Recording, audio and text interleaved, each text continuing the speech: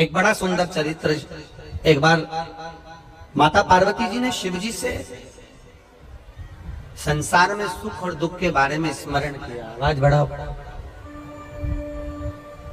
शिव जी से सुख और दुख के विषय में माता पार्वती जी ने प्रश्न किया। थोड़ा ध्यान से सुनना, बड़ा अच्छा चरित्र। काशी में नंदन वन में भगवान शंकर और पार्वती बैठे हैं।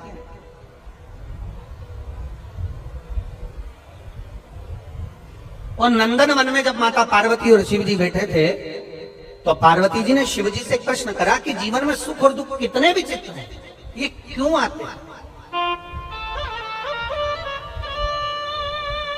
सुख मिला तो क्यों मिला और दुख मिला तो क्यों मिला?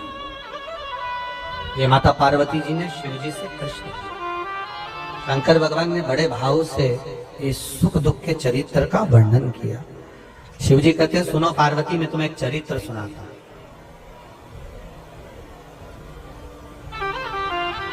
नंदनवन काशी में बैठे हैं।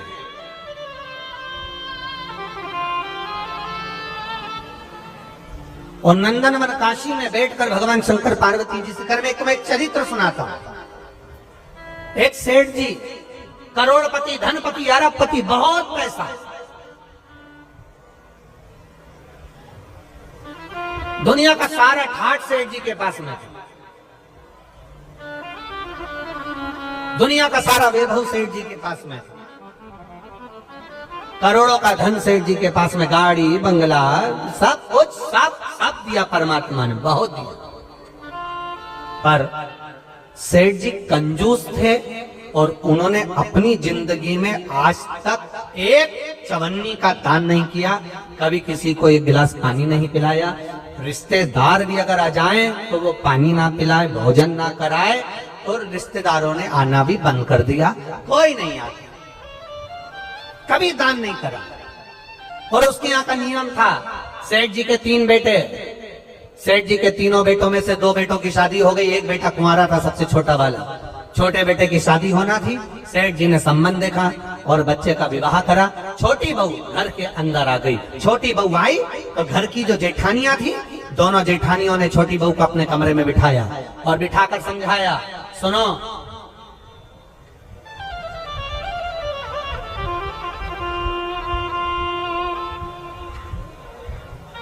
तो पहले ऐसा नियम था, अब आजकल ऐसा नियम तो नहीं है, पर पहले ऐसा नियम था कि लड़के की शादी होती थी और बहू को लेकर आता था ना, तो अपने खुद के घर में बहू को लेकर बाद में आता था। पहले उसको रुकने की व्यवस्था कोई रिश्तेदार के यहाँ, कोई नातेदार के यहाँ, कोई संबंधों के यहाँ, कोई पहचान वाले के यहाँ, उसको बहू को रखा जाता था। बोलो भोपाल में ऐसा था कि नहीं था? अरे बोलो, जम के तो बोलो, था ना ऐसा? लड़का शादी कर बहू को लेकर आया, सीधे अपने घर नहीं आया। पहले उसको कोई मित्र के आधिकारिक पहचान वाले, दीदी, जीजा, बहनोई, नातेदार, रिश्तेदार, कुटुंब, कबीला, अड़ोसी पड़ोसी, रिश्तेदार वाला, उसके यहाँ पर उस बहू को, उस छोरे को, बहू बेटा को वहां रोका जाए। काहे के लिए रोकते थे?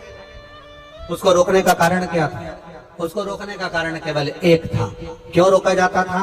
केवल एक कारण से कि बहू जब वहां पर आए तो उसको हमारे घर के बारे में हमारे रिश्तेदार सब बता दें कि तुम्हारी सास ऐसी है, तुम्हारे ससुर ऐसे हैं, तुम्हारा देवर ऐसा है, तुम्हारा जेठ ऐसा है, तुम्हारा परिवार ऐसा है। अब जो छोटी बहू आई है तो दोनों जेठानियों ने उससे मिला और मिलकर कहा, सुनो, हमारे ससुर का एक नियम बड़ा प्रबल है, उसको याद रखना। हमारे ससुर का नियम बड़ा तेज है, उसको याद रखना। कौन सा नियम? छोटी बहू ने पूछा कि तुम्हारे यहाँ का नियम क्या है? तो हमारे ससुर का एक नियम है, कभी जिंदगी में अगर घर में रहना है तो दान बिल्कुल, बोलो बोलो जम के बोलो, नहीं करना है। एक रोटी का भी दान मत करना। अगर डब्बे में रोटी बच जाए तो दूसरे दिन उस रोटी को मिक्सर में पीस के चूड़ा बना के खा जाना, पर गाय को भी मत देना। ये हमारे ससुर का नियम।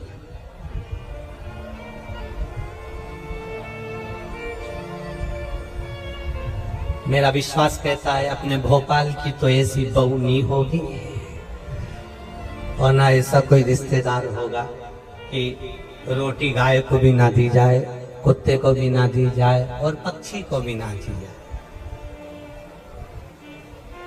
एक विश्वास कहता है मेरा, भरोसा कहता है मेरा, और हमारा भरोसा ये कहता है कि सनातन धर्म में ऐसा कोई व्यक्ति नहीं जो गौ माता को एक रोटी ना देता हो, सब देते हैं। सनातन धर्म में ऐसा कोई, हम दूसरे की कोई बात नहीं कर रहे, हमें अपने घर से मतलब है, हमें अपने घर से। कई लोग आपको मिलेंगे, कई लोग आपको कहने आएंगे, वो दूसरे की बात करेंगे कि उन्होंने ऐसा कर दिया, उन्होंने वैसा कर दिया। हमें दूसरे धर्म से कोई मतलब, हम अपना घर देखें ना पहले। आज के समय में लोग अपना घर देख नहीं रहे, अपना सनातन धर्म देख नहीं रहे और दूसरे धर्म से मतलब रखे तो क्या मतलब है? हमें अपने से मतलब, अपना घर हम देखें, अपना परिवार हम देखें। कहा हमारे यहाँ का नियम है, एक रोटी भी गाय को ना जाए, एक रोटी भी कुत्ते को ना जाए, जरा सा भी दान नहीं करोगे। छोटी बहू से कहा नियम याद रखना। छोटी बहू ने मन में सोचा मेरे पिताजी तो हमेशा कहते थे कि दान करो, धर्म करो, साथ जाएगा। दान करोगे साथ जाएगा, रोटी खिलाओगे साथ जाएगा, किसी को पानी पिलाओगे साथ जाएगा। ये बाकी का तो सब यही छूट जाएगा। बाकी का जो तुमने दान धर्म पुण्य करा, कथा सुनी, स्मरण करा, कीर्तन करा, मंत्र जाप करा, दान दिया, यही तो साथ जाएगा। अब इस छोटी बहू के पिताजी ने ये समझाया था और ससुर जी कह रहे कि एक अन्न का दान नहीं होना चाहिए, 1 रुपया दान नहीं होना चाहिए। बड़ी बड़ी ठीक है। जाई विधि राखे राम, वो जम के बोला करो जरा, ताई विधि राई। हम तुमसे बार बार इसलिए बुलवाते हैं कि तुम्हारे पास में कोई बैठी हो और वो कर रही हो तो तुम उसके पास में बैठकर कम से कम बोल तो दो। जैसे ही बोलोगी वो भी जाग जाएगी, थोड़ी बहुत तो उठेगी। अब छोटी बहू ने कहा ठीक है, जाई विधि राखे राम, ताई विधि, और सीताराम सीताराम सीताराम चालू। बहू रहने लगी। 4 महीने बीते। बहू छज्जे में कपड़े सुखा रही थी, गैलरी में कपड़े सुखा। नीचे एक भिखारी आ गया, उसने आवाज लगाई, 3 जन्म से कुछ नहीं खाया है, भूखा हूं, भोजन दे दो। क्या बोला वो? कितने जन्म से? 3 जन्म से कुछ नहीं खाया है, भूखा हूं, भोजन दे दो। बहू कपड़े सुखा रही थी, उसकी आंख में आंसू भर गए। हमारा नियम है, हमारे ससुर का नियम है, दान नहीं कर सकते। अब बोलूं तो बोलूं क्या इसमें? छोटी बहू अपने पिता के संस्कारों को छोड़ ना पाई और ऊपर कपड़े फटकते फटकते, कपड़े को जब पानी से निचोड़ते हैं, निचोड़ कर सूखने डालते हैं, एक बार फटक देते हैं। फटकने का मतलब ये होता है कि पानी झड़ जाए इससे मतलब नहीं होता। फटकने का मतलब ये होता है उसमें जो सल है वो अच्छे हो जाए। फटका, और फटकते समय तार पर गैलरी में कपड़ा डालती डालती बोली,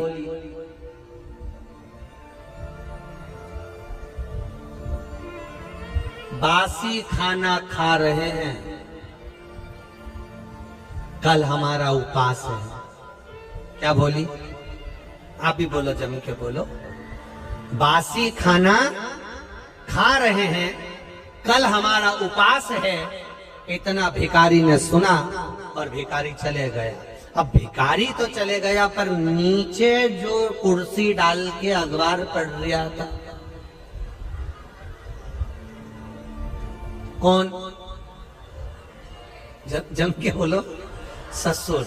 बस उसने सुन लिया। अच्छा हुआ तुमने ससुर बोला हो, नहीं तो एक जगह कथा कर रहे थे, उन्होंने कह दिया एक भिखारी तो चले गया पर नीचे जो कुर्सी डाल के अखबार पढ़ रहा था, तो लोगों ने कह दिया वो भी। भोपाल के लोग एक बात तो है, इस मामले में समझदार बहुत है।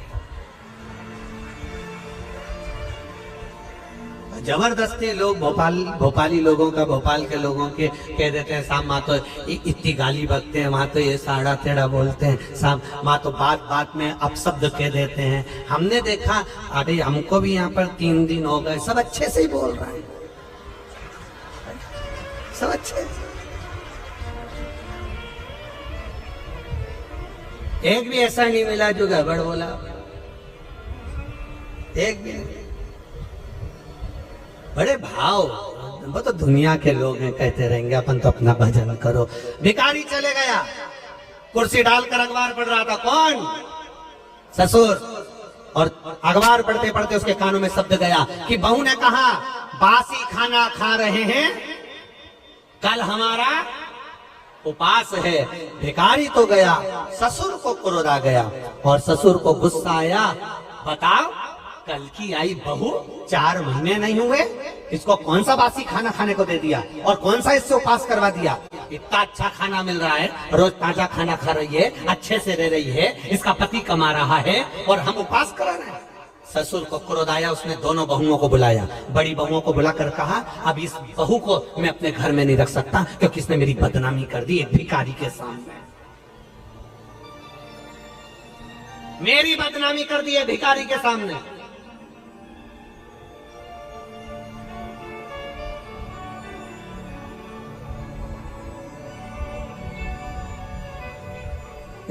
होता है, एक सास भी ऐसी थी, एक कथा में आता है, एक सास ऐसी थी, वो कभी दान नहीं करती, एक चीज नहीं,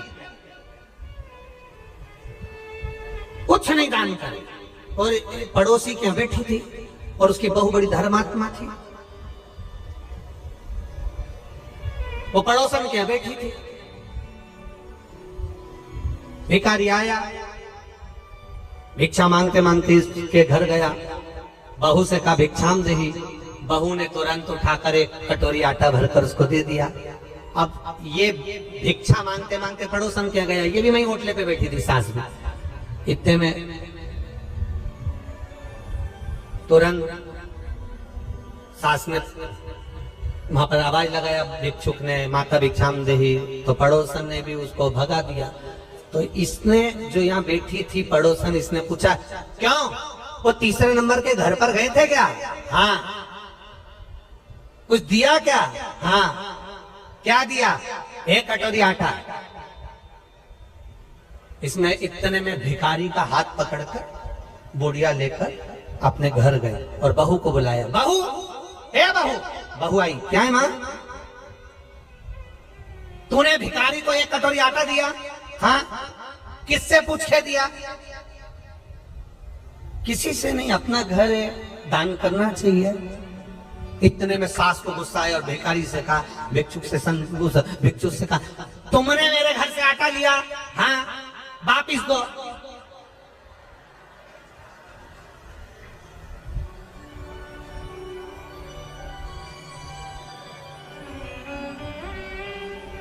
भिखारी ने कटोरा भर के आटा निकाला, दे दिया, जाओ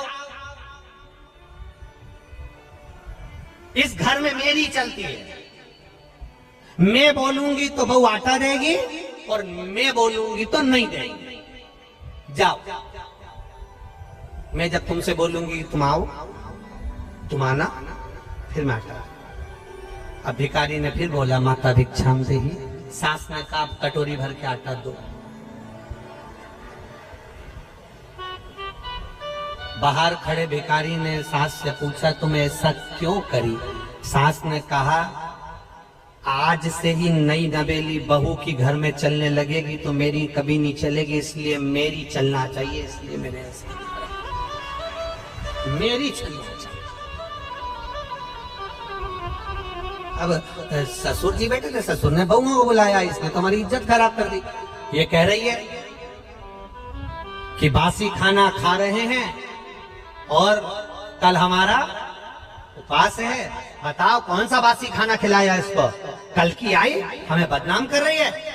अब तुरंत ससुर ने पत्र लिखा और समधी जी को भेजा, आप अपनी लड़की को लेकर चले जाओ क्योंकि ये हमें बदनाम कर रही है, ऐसी लड़की हमें नहीं रखना, हम इसको ताजा खाना खिलाते हैं, ये बासी खाना खाने की बात करती है। एक भिखारी को इसने ऐसा ऐसा बोला है और समधी के पास पत्र गया। समधी की आंख में आंसू भर गए, मेरी बेटी को 4 महीने हुए हैं शादी को, कैसे लेकर आ जाऊं? और मेरी बेटी ऐसी है ही नहीं, मैंने उसको संस्कार दिए हैं, वो कभी गलत कर ही नहीं सकती, ये मेरा विश्वास कहता है, ये मेरा भरोसा करता है। मैं कैसे कह दूं कि मेरी बेटी ने कुछ गलत कहा होगा, कि मैं भूखी मर रही हूँ या मेरा उपवास कर रही हूँ या हम बासी खा रहे हैं? ये मेरी बेटी बोल नहीं सकती, भले बासा खा लेगी पर बोल नहीं सकती। आखिर हुआ क्या है? ससुर ने, समधी ने पंचायत बिठाई और पंचायत में बैठे हुए लोगों से कहा क्या मेरी बेटी ऐसी है? नहीं, तुम्हारी बेटी तो संस्कारवान है, ऐसा बोल ही नहीं सकती। बुलाओ समधी को। और बुलाया सेठ जी को। बोलो सेठ जी क्या बात है? सेठ जी ने कहा ये खड़ी लड़की, ये खड़ी मेरी छोटी बहू, इसने भिखारी से कहा हम बासी खाना खा रहे हैं और कल हमारा उपवास है। पूछो नहीं बोला क्या इसने? रोज ताजा खाती है, चाय बनाकर पीती है, दूध पीती है, गरम गरम भोजन करती है, फिर इसने कैसे कह दिया कि बासी खाना खा रहे हैं और कल हमारा उपवास है?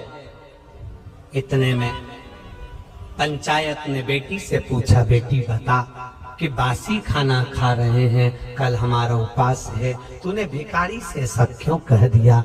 बेटी कहती है मेरे पापा कहते थे ये जो मकान दिख रहा है, जो ये दुकान दिख रही है, जो ये गाड़ी दिख रही है, ये हमने पूर्व में करा होगा, बासी है, पुराना करा था तो आज मिल गया और अगर आज नहीं करेंगे तो कल भूखे मरना पड़ेगा, इसलिए उपवास करना पड़ेगा। ये बासी है, 50 लाख की गाड़ी में घूम रहे हो, समझ लेना पूर्व का हमारा पुण्य है। अच्छा भोजन कर रहे हो, समझ लेना पूर्व का हमारा पुण्य है। खूब धन है तुम्हारे पास में, समझ लेना पूर्व का हमारा पुण्य है। आज अपना राशि ठाठ है, ये पूर्व का पुण्य है। हमने पूर्व में कुछ अच्छा करा होगा, बासी खाना खा रहे हैं, पूर्व का करा था, आज हमें सुख मिल रहा है। और अगर आज हम दोनों हाथों से नहीं करेंगे तो कल 3 बत्ती चौराहे पर कटोरा लेकर भीख मांगते हुए भूखे मिलेंगे। पूर्व का कर्म है हमारा। आपको लोग सलाम ठोक रहे हैं, आपको लोग नमन कर रहे हैं, आपको लोग प्रणाम कर रहे हैं।